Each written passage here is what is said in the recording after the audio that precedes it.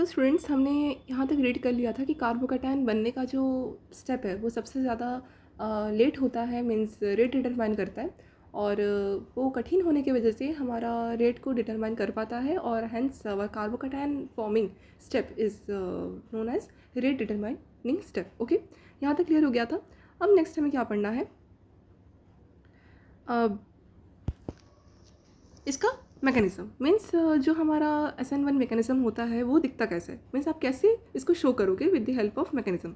Okay, तो आप यहाँ देख सकते हो, let me take one pen.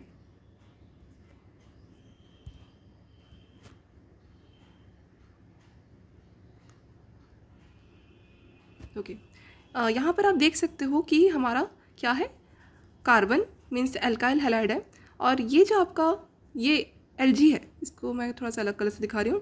ये हमारा जो Lg है, ठीक है, ये हमारा जो Lg है ये क्या है, हमारा हैलाइड ग्रुप। और ये हैलाइड ग्रुप क्या है, as a living group, means Lg means living group बाहर निकल रहा है। ओके, अब जैसे ही बाहर निकल रहा है तो ये वाला स्टेप जो होगा, यहाँ पे जो ब्रेक हो रहा है C और Lg, कार्बन और लिविंग ग्रुप का जो बॉन्ड है वो जो ब्रेक हो रहा है उसको हम क्या बोलते हैं, बहुत स्लो होता है, क्योंकि उसी स्टेप में हमारा कार्बोकैटायन जनरेट होता है।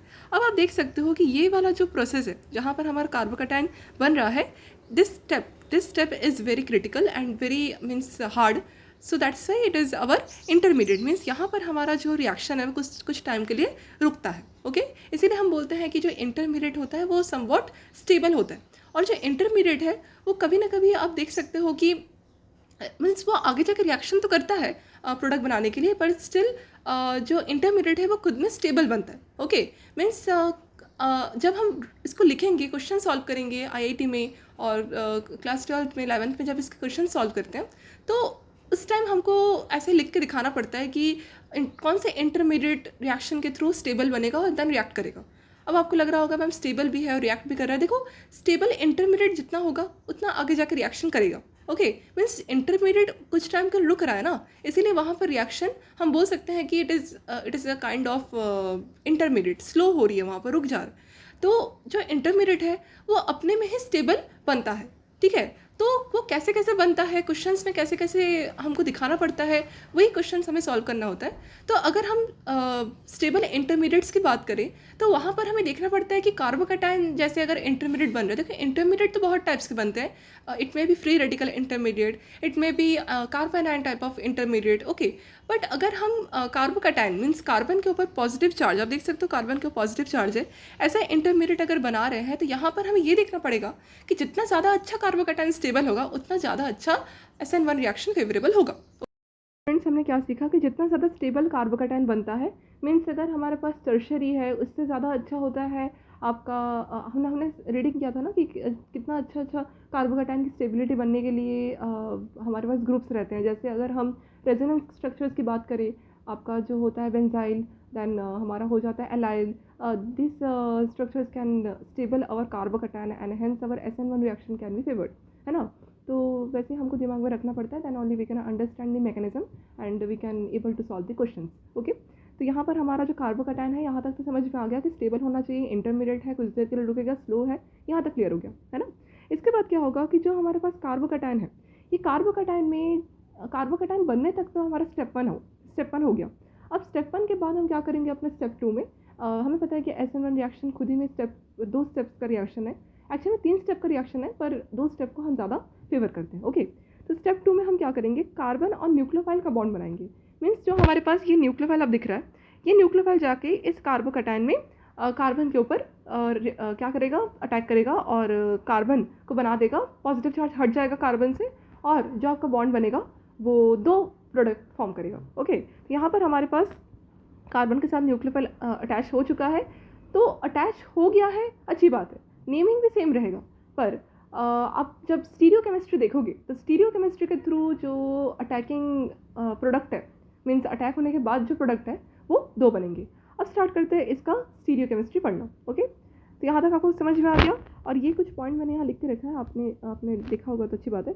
More stable the carbocation, more will be the racemisation. तो ये रेसमाइजेशन का जो कंसेप्ट है ये मैं आपको भी समझाऊंगी। एक्चुअली में रेसमाइजेशन बेसिकली स्टीरियो केमिस्ट्री में ज़्यादा बच्चे पढ़ते हैं, क्योंकि रेसमाइजेशन इज नथिंग बट जब आपका एक रिटेंशन प्रोडक्ट और जो आपका इन्वर्जन प्रोडक्ट है, मीन्स वो आपका मैंने बताया ना कि दो प्रोडक्ट बनेंगे when we attack nucleophile towards the carbocation. तो दो प्रोडक्ट में आपको दो प्रोडक्ट को देखना पड़ता है कि वो कैसा हमारा है। अगर दो प्रोडक्ट आपका इक्वल क्वांटिटी में बन रहा है, एक साथ बन रहा है, तो that mixture is actually our racemic mixture. And जो रेसमिक मिक्सचर बनने का प्रोसेस है it is called our racemisation. तो जितना अच्छा आप बोल सकते हो कि कार्बोकैटायन स्टेबल रहेगा उतना अच्छा रेसमाइजेशन होता है। ओके, अगर आपका कार्बोकैटायन ज़्यादा स्टेबल नहीं होता है ना, तो उसमें रेसिमिक मिक्सचर भी अच्छा नहीं होता। तो ऐसे ही बताया जाता है। तो आपको भी लग रहा होगा कि मैम कैसे समझेंगे रेसिमिक मिक्सचर कितना बनेगा। देखो वो सब क्वेश्चन ज़्यादा नहीं आते। क्वेश्चंस आपके बेसिकली ऑर्डर में पूछा जाएगा कि मीन्स आपको दे देगा कि टर्शियरी सेकेंडरी में बताओगे कि किसमें अच्छा रेसिमिक मिक्सचर बनेगा। तो आपको आंसर देना ये टर्शियरी हमारा ज़्यादा अच्छा कार्बोकैटायन बना सकता है। आप प्लस आई इफेक्ट ज़्यादा देख सकते हो कार्बोकैटायन में, स्टेबल है इंटरमीडिएट, तो हाँ वैसे आप रेसिमिक मिक्सचर को ज़्यादा बनाओगे। तो वैसे क्वेश्चन का आपका आंसर देना पड़ता है। और इसके अकॉर्डिंग आपको अगर लग रहा होगा कि हम रेसिमिक मिक्सचर की परसेंटेज को कैसे फाइंड करेंगे, रेसिमिक मिक्सचर क्या हमें बनाना पड़ेगा लैब में, नहीं देखिए ऐसे क्वेश्चन नहीं आते। बेसिकली क्वेश्चन कैसे आते हैं मैंने अभी आपको डिस्कस किया कि टर्शियरी सेकेंडरी में आपको पूछेगा कि कौन सा ज़्यादा अच्छा स्टेबल कार्बोकैटायन है।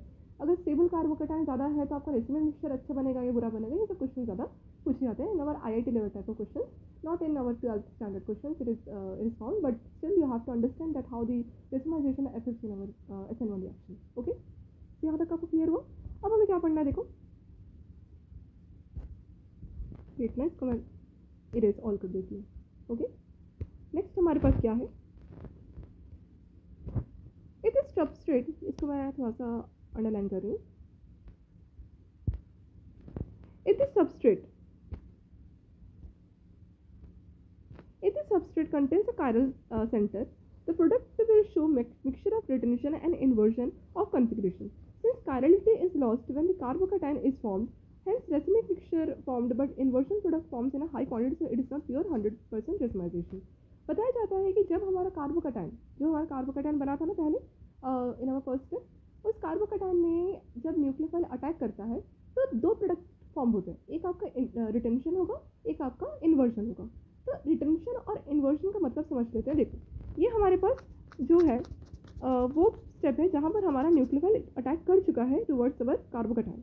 अब जैसे न्यूक्लियोफाइल ने कार्बोकैटायन के ऊपर रिएक्ट किया, मीन्स अटैक किया, वैसे ही आप देख सकते हो ये आपका ब्रोमाइड है ना, ये ब्रोमाइड हटा है ना, और हटने के बाद जो वाटर है, ये वाटर से OH गया और ब्रोमाइड की जगह आके फिक्स हुआ। अब ये ब्रोमाइड हटेगा और OH ऐड होगा, ये तो पता है। Hydrolysis will take place if our solvent is water, then hydrolysis will take place.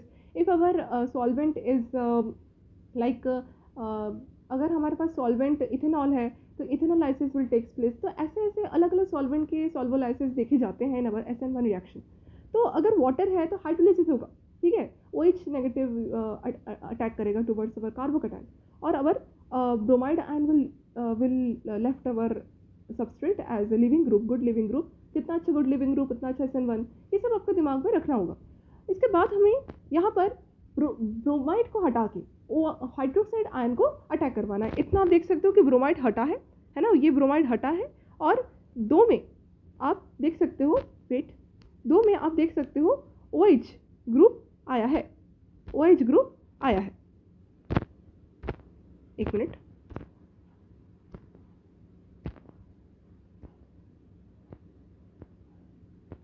ये OH ग्रुप दो प्रोडक्ट में आया है, एक आपका रिटेंशन प्रोडक्ट बन रहा है, एक आपका इन्वर्जन प्रोडक्ट बन रहा है। अब ये रिटेंशन और इन्वर्जन क्या होता है, देखो अगर हम अपना ब्रोमाइड जो आयन निकला एज ए लिविंग ग्रुप, उसी की जगह पर जस्ट फिक्स कर दिया अपने हाइड्रोक्साइड आयन को, तो आपका रिटेंशन प्रोडक्ट बनता है। मतलब फ्रंट साइड अटैक जो जिस टाइम होता है ना, उसको हम बोलते हैं रिटेंशन। और जिस टाइम आपका ऑपोजिट साइड से आप अगर न्यूक्लियोफाइल को अप्रोच करवाते हो तो उसको हम बोलते हैं इन्वर्जन, ठीक है। इन्वर्जन मीन्स उल्टा, ओके, एंड रिटेंशन मीन्स उसी जगह रिटेन हो जाना। तो रिटेंशन और इन्वर्जन दो प्रोडक्ट का इक्वल मिक्सचर अगर बनता है, that is called racemic mixture. बताया जाता है कि रेसिमिक मिक्सचर बन नहीं पाता क्योंकि inversion dominates over retention. Inversion थोड़ा ज़्यादा क्वांटिटी में बन जाता है अगर हमारा जो है रिएक्शन SN1 है। तो क्या होता है कि रिटेंशन ज़्यादा क्वांटिटी में नहीं बन पाता, इन्वर्जन बन पाता, that's why racemisation can not takes place properly, और आपका 100% रेसिमिक मिक्सचर प्योरिटी के साथ नहीं बनता। इसीलिए जो इन्वर्जन है वो ज़्यादा डोमिनेट करता है। और क्यों करता है ये बता देती हूँ, क्योंकि जो आपका लीविंग ग्रुप है वो लीविंग ग्रुप जाते जाते थोड़ा टाइम लगता है, और टाइम लगने के कारण रिपल्शंस होती है। अगर सामने वाला न्यूक्लियोफाइल है और जो पहले से है वो भी न्यूक्लियोफाइल है, तो न्यूक्लियोफाइल में क्या होगा, रिपल्शन होगा, as they are both electron rich species. So electron ज़्यादा होने की वजह से, या इलेक्ट्रॉन अगर कम भी दोनों में होगा तो भी they can be repelled with each other. But अगर हम न्यूक्लियोफिलिक रिएक्शंस की बात कर रहे हैं तो nucleophile will of course they will repel each other. Okay, तो यहाँ पर हम इन्वर्जन की अगर बात करते हैं तो वो ज़्यादा क्वांटिटी में इसीलिए बनता है क्योंकि पीछे से रिएक्शन ज़्यादा फेवरेबल हो जाती है। ओके, ज़्यादा जल्दी बन जाता है, तो इसीलिए इन्वर्जन डोमिनेट्स ओवर रिटेंशन। आई होप यहाँ तक क्लियर हुआ। इसीलिए रेसिमिक मिक्सचर जो है वो पूरा प्रॉपरली नहीं बनता, और रेसिमिक मिक्सचर का जो प्रोसेस है दैट इज़ कॉल्ड रेसिमाइजेशन। और रेसिमाइजेशन उतना अच्छा होगा अगर हम दोनों को इक्वल भी ना रखें तो भी, अगर 50% वो है और अगर 49% वो है तो ऐसे भी चलेगा, मतलब 51% और 49% ऐसे भी चलेगा। पर हाँ, जितना ज़्यादा इक्वल के अप्रॉक्स होगा उतना ज़्यादा अच्छा हम बोल सकते हैं racemisation can be there. Okay, I hope यहाँ तक थोड़ा बहुत आपको क्लियर हुआ होगा। इसके बाद देखते हैं क्या होता है। इसको मैं डिलीट कर रही हूँ। इसके बाद हमें थोड़ा सा देखना है कि इन्वर्जन और रिटेंशन में डिफरेंस क्या है। तो यहाँ पर मैं हाईलाइट करके बता रही हूँ आपको।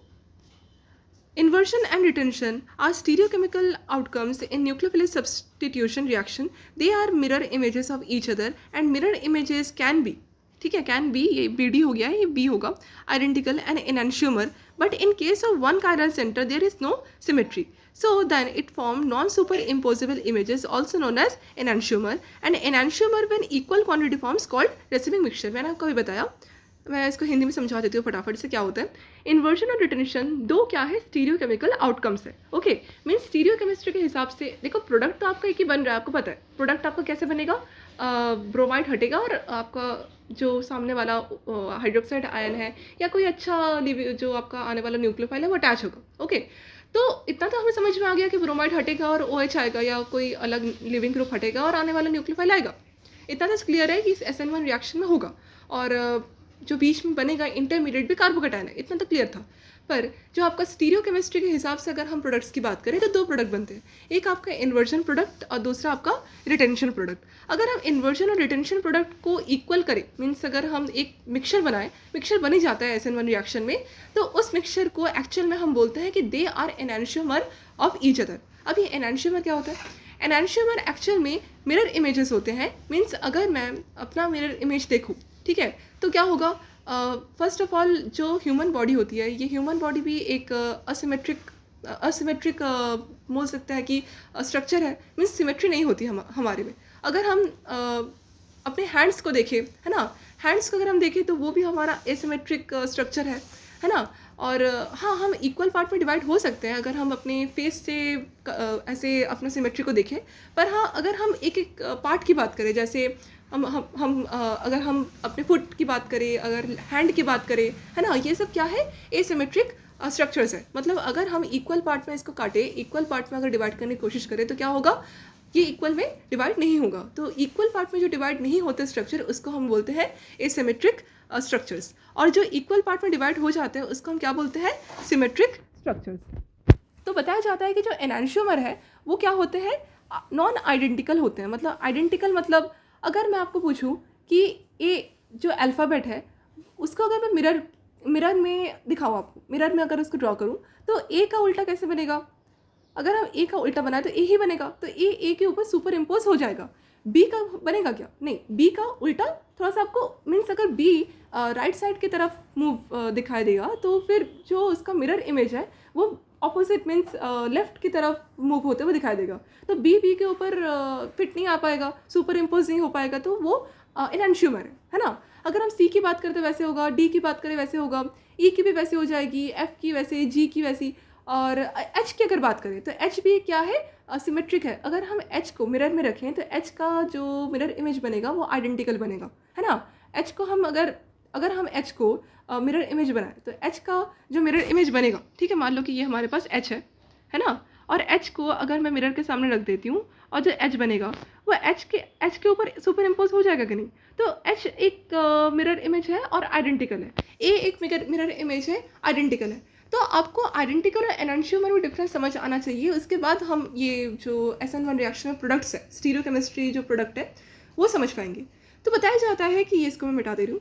तो बताया जाता है कि जो हमारा इन्वर्जन प्रोडक्ट बनता है और रिटेंशन प्रोडक्ट बनता है वो एक्चुअल में एक दूसरे मिरर इमेज होते हैं, और मिरर इमेज होने के साथ साथ ये एनांशियोमर होते हैं, they are not identical.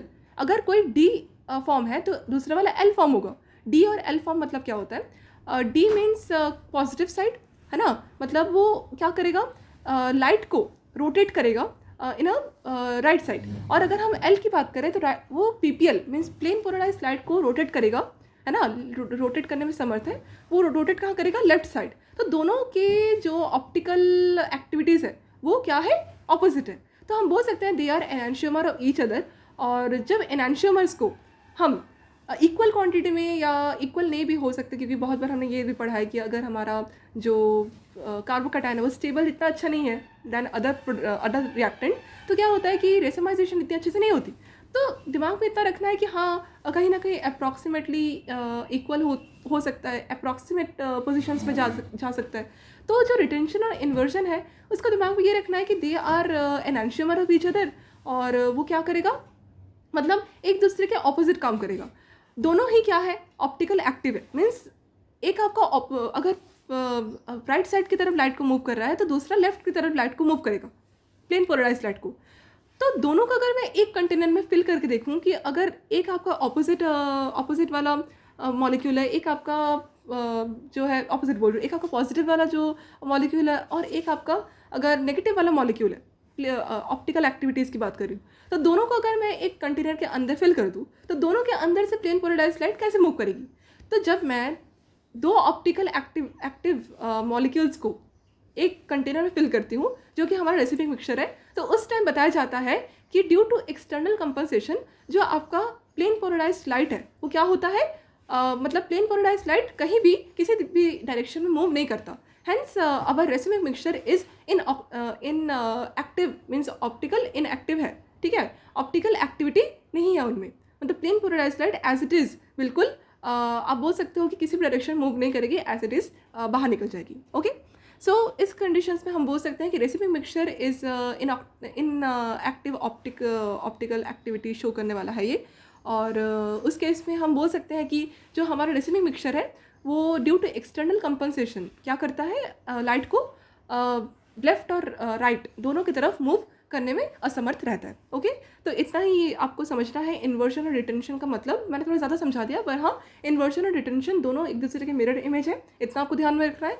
Mirror images identical होते हैं और एनांशियोमर भी होते हैं, पर in the case of chiral centre, वो एक और बात मैं बताना भूल गई कि अगर हमारा कार्बन जिस कार्बन के ऊपर अटैक वगैरह हो रहा है वो कार्बन अगर अकायरल है ना, टर्शियरी की बात नहीं कर रही हूँ, अगर हम tertiary secondary type of carbons की बात करें, टर्शियरी देखो कार्बन अगर दूसरा किसी के साथ अगर जुड़ा हुआ है other than hydrogen, then it will be our chiral. But अगर हम कार्बन के साथ से मिथाइल पोजीशन ऐड कर रहे हैं या इथाइल पोजीशंस वाला कार्बन को ले रहे हैं तो फिर हमारा अकायरल हो जाएगा। अभी अगर मान लेते हैं कि अगर हमारे पास रेसिमिक मिक्सचर जैसे प्रोडक्ट्स बन रहे हैं, ओके, स्टीरियोकेमिस्ट्री के हिसाब से देखें तो फिर हमारा कार्बन क्या होना चाहिए, कायरल होना चाहिए। कायरल मतलब क्या होता है, एसिमेट्रिक, और कायरल कार्बन होगा तभी हमारे पास क्या बनेंगे, एनांशियोमर प्रोडक्ट बनेंगे। ओके, यहाँ तक आपको क्लियर हुआ? तो ये मैंने यहाँ लिख के रखा है। और कायरल सेंटर क्या होता है ये बता देती हूँ थोड़ा सा। कायरल सेंटर क्या होते हैं, वेट देखो, chiral center. If a carbon has sp3 hybridization and all four valencies are satisfied, four different groups are called chiral center. The process called chirality. देखो chiral center मतलब क्या होता है कि एक कार्बन है, कार्बन कितने बॉन्ड बनाता है, 4 बॉन्ड। तो कार्बन अगर 4 बॉन्ड बनाता है तो 4 बॉन्ड तो वो किसी के साथ भी बना सकता है, 4 बॉन्ड वो हाइड्रोजन के साथ बना सकता है। अगर वो सेम हाइड्रोजन के साथ बना रहा है तो मीथेन बोलेंगे। अगर हम उसको CH3 के साथ अगर बॉन्डेड कर दे तो हम इसको in future tri methyl carbon के साथ अगर जो अटैच्ड है वो बोल देंगे। तो डिपेंड करता है कि वो बॉन्डेड किसके साथ है, मतलब सेम ग्रुप के साथ है या अलग अलग ग्रुप के साथ है। अगर अलग अलग ग्रुप के साथ वो अपने बैलेंस सेटिस्फाई कर रहा है तो मतलब carbon is a chiral carbon बन जा रहा है वो, है ना। तो कायरल कार्बन में क्या होता है, मान लो कि हमारे पास एक कार्बन है और वो कार्बन हाइड्रोजन के साथ बॉन्डेड है, दैन एक मिथाइल के साथ, एक फिनाइल के साथ, एक OH के साथ, ठीक है, मान लो जाए, या Cl के साथ, ठीक है, Cl के साथ नहीं होगी, अगर हम हाँ Cl के साथ OH के साथ ऐसे बॉन्डेड है, तो then the carbon will be our what, chiral carbon. तो कायरल कार्बन का मतलब आपको समझ में आना चाहिए, तभी जाके आपको retention, inversion, racemic mixture, optical activity सब समझ में आ जाएगी। ओके, इसके बाद क्या है, रेसिमिक मिक्सचर मैंने अभी आपको बताया कि 50-50 मिक्सचर ऑफ 2 कायरल एनांशियोमर बनते हैं, और पोलराइज्ड लाइट आपका क्या हो जाता है, उसमें रोटेट नहीं कर पाता। यहाँ पर जीरो नेट ऑप्टिकल रोटेशन होने की वजह से ये आपको क्या रहता है, ऑप्टिकल इनएक्टिव रहता है ना। और इसको प्लस माइनस से भी डिनोट कर सकते हैं हम। और हमारे पास क्या होता है, एक्सटर्नल कंपनसेशन होती है, इसलिए लाइट इनएक्टिव मूव करता है और ऑप्टिकल एक्टिविटी देखी नहीं जाती। Okay, optical different active means optically different active, एक आपका प्लस है एक आपका माइनस है, ऑप्टिकल दोनों एक्टिव है, और प्लस माइनस एक दूसरे के साथ क्या कर रहे हैं, कैंसिल कर ले रहे हैं लाइट को, इसलिए then the racemic mixture overall is our optical inactive product. Okay, यहाँ तक समझ आया। अब इसको मैं कर रही हूँ डिलीट। इसके बाद देखते क्या है, इसके बाद हमें क्या देखना है कि इन्वर्जन और रिटेंशन में डिफरेंस क्या है। तो डेफिनेशन के थ्रू अगर हम देखें तो स्पेशल कॉन्फ़िगरेशन रिवर्स हो जाती है ना। मतलब आप देख सकते हो ना कि हमारे पास प्रोडक्ट कैसा था, प्रोडक्ट बोल रही हूँ, रिएक्टेंट कैसा था हमारे पास। मान लो कि हमारे पास अगर इन्वर्जन प्रोडक्ट हम बना रहे हैं नवा कायरल सेंटर, तो अगर हमारे पास वेज पोजीशन पे कोई leaving group functional group add है, अटैच्ड है, तो जो आपका वेज पोजीशन है उसका ऑपोजिट क्या होता है, डैश। तो डैश में हमारा जो है प्रोडक्ट बनेगा, that is called inversion. Okay, retention क्या है कि स्पेशल कॉन्फ़िगरेशन इज मेंटेन्ड, मतलब अगर हमारे पास इन्वर्जन प्रोडक्ट बन रहा है तो उसमें आपका वेज और डैश में डिफरेंस आएगा। अगर हम रिटेंशन प्रोडक्ट बनाते हैं तो वेज पोजीशन में मान लो अगर हमारे पास लिविंग ग्रुप है, तो वो लिविंग ग्रुप वेज पोजीशन से हट के लिविंग ग्रुप हट के वेज पोजीशन में ही आने वाला न्यूक्लियोफाइल अटैच होगा, that is our retention product. Nucleophile कैसे अटैक करता है, opposite living group means opposite side से आपका living group means opposite attack होता है, that is called our inversion. मैंने बताया ना कि ऑपोजिट साइड से अटैक होने वाला जो प्रोसेस है that is called our that is called our inversion product. और ये SN2 में और क्लियर होगा, जहाँ पर हम ऑपोजिट साइड से अपना ट्रांजिशन स्टेट बनाना सीखेंगे। वहाँ पर हम थोड़ा सा सिग्मा के बारे में समझेंगे और मॉलिक्यूलर ऑर्बिटल लेवल के बारे में समझेंगे, तो और क्लियर हो जाएगा। ओके, इन्वर्जन ज़्यादातर खासकर SN2 में पढ़ा जाता है, पर इन्वर्जन प्रोडक्ट बनता है SN1 में, इसलिए हमको थोड़ा सा इन्वर्जन का भी ध्यान रखना पड़ता है। ओके, यहाँ पर हम देख सकते हैं कायरल सेंटर कैसा है, R से S, S से R। अच्छा, ये RS एक नॉमेनक्लेचर है जहाँ पर हम R और S पढ़ते हैं। R मीन्स राइट साइड और S means left side movement of our chiral centre का पोजीशन, जिसको हम अपना इसका एक खुद का रूल है कि हमको जो ज़्यादा हाईएस्ट एटॉमिक नंबर है उसके अकॉर्डिंग प्रायोरिटी देनी पड़ती है। तो ये अपना CIP रूल फॉलो करके अपना रूल बनाता है RS नॉमेनक्लेचर। तो इसे RS नॉमेनक्लेचर अलग से आप पढ़ोगे when any question is given to find out the mirror images of any molecule. तो मिरर इमेज बनाने के लिए हमको RS नॉमेनक्लेचर आना चाहिए। RS अगर डिफरेंट आया तो फिर मिरर इमेज होता है। अगर RS डिफरेंट आने के बाद भी सिमेट्री आ रही है तो फिर उसमें हम बोल सकते हैं कि they are mirror images but they are identical. तो ऐसे ऐसे क्वेश्चंस हम और सॉल्व करते हैं ना IIT level type of stereo chemistry questions.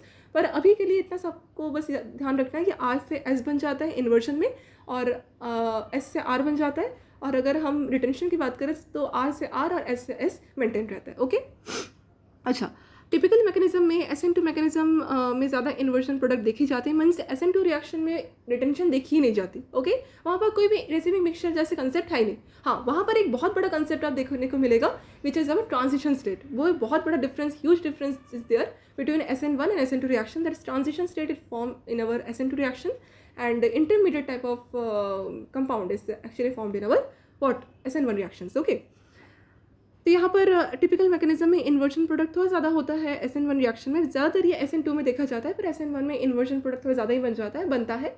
तो हाँ, हम बोल सकते हैं कि inversion is slightly very important. Okay, SN1 mechanism देखी जाती है इन अवर आप बोल सकते हो कि जहाँ पर कार्बोकैटायन ज़्यादा स्टेबल है, और रिटेंशन प्रोडक्ट SN1 में बनता है ना। और इसमें हम बोल सकते हैं कि पार्शियल SN1 और स्पेसिफिक साइक्लिक ट्रांजिशन देखी जाती है। ओके, इसके बाद देखिए क्या है, इसका थोड़ा सा एनर्जी प्रोफाइल डायग्राम पढ़ लेते हैं कैसा है। देखो, यह हमारा क्या है, एनर्जी कर्व है। इसको मैं थोड़ा सा कर रही हूँ हाईलाइट। इसका ये आपका एनर्जी है, कैसे बन गया, ये आपका क्या है, एनर्जी है। और कैसे बन रहा है,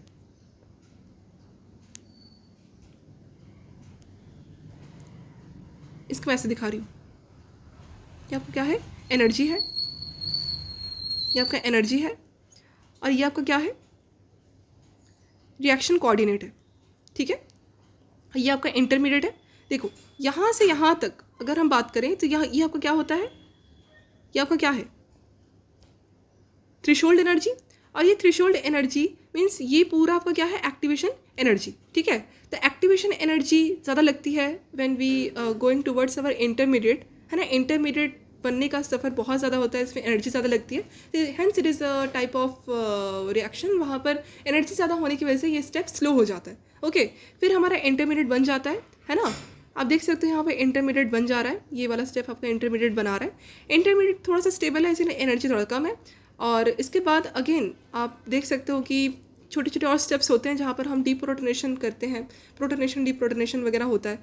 उसके बाद हम डायरेक्ट अपना स्लोप को बहुत फास्ट मूव करते हैं, जहाँ पर आपका क्या बन जाता है, मीन्स लिविंग ग्रुप हट जाता है। और आपका लिविंग ग्रुप यहीं हट रहा है जहाँ कार्बोकैटायन बन रहा है। और लिविंग ग्रुप हट के जो कार्बोकैटायन में न्यूक्लियोफिल अटैक कर रहा है, उसी टाइम आपका क्या बन जा रहा है, डायरेक्ट, ये आप देख सकते हो आपका product, which product, our nucleophilic substitution product. Okay, यहाँ तक क्लियर हो गया। ये आपका क्या है, रिएक्शन कोऑर्डिनेट है और एनर्जी प्रोफाइल डायग्राम भी बोला जाता है। SN2 का अलग बनता है जहाँ पर ट्रांजिशन स्टेट्स का देखते हैं हम। ये कार्बोकैटायन है जहाँ पर कार्बोकैटायन की स्टेबिलिटी थोड़ी ज़्यादा है, हेंस एनर्जी भी थोड़ी सी कम है। ओके, इसके बाद देखते हैं क्या है, इसका मिटा रही हूँ, आप इसको नोट डाउन कर लीजिएगा, ठीक है। तो यहाँ तक आई होप आपको समझ में आया है रिएक्शन कैसे कैसे हुआ। और अगर कुछ डाउट है तो प्लीज़ मुझे पूछिए, इसके क्वेश्चन हम और सॉल्व करेंगे जिससे क्लैरिटी आए। और आई होप आपको मज़ा आया होगा समझने में। इसके बाद हम पढ़ेंगे SN2 रिएक्शन। और ये फर्स्ट टाइम मेरा PPT में था मेरा वीडियो, तो थोड़ा सा समझाने की कोशिश की हूँ ताकि आपको अच्छे से दिखे, नोट्स मिले, ताकि आप एग्ज़ाम में अच्छा स्कोर कर पाओ। और अगर आपको कुछ डाउट है तो आप कमेंट में ज़रूर पूछना। एंड तब तक के लिए पढ़ते रहिए। All the best for exams. Thank you.